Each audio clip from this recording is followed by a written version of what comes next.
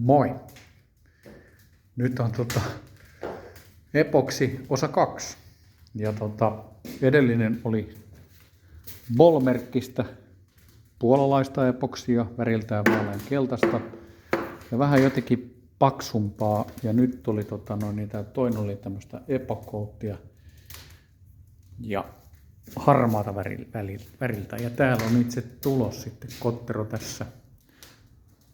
Nyt kaikki pinnat vedettynä, myös oviin riittimaali ja sisälattiaan ja hattuhyllyyn ja kaikkiin noihin sisäosiinkin. Eli nyt on epoksit kautta altaan vedetty joka paikkaan, että pääsee tekemään pohjia. Tässä vaiheessa pyytäisin kiinnittää huomiota niin näihin A-pilareiden vahvuuteen, että tämmöisessä 50-luvun alun autossa niin on äkkiä, jos tulisi joku tilanne, niin kuskilla olisi katto otsassa, kun ei ole kovinkaan paksut nuo A-pilarit vertaa nykyautoon.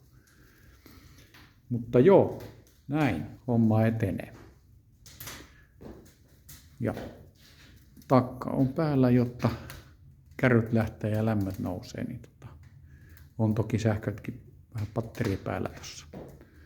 Mutta näin, kiitos, moi!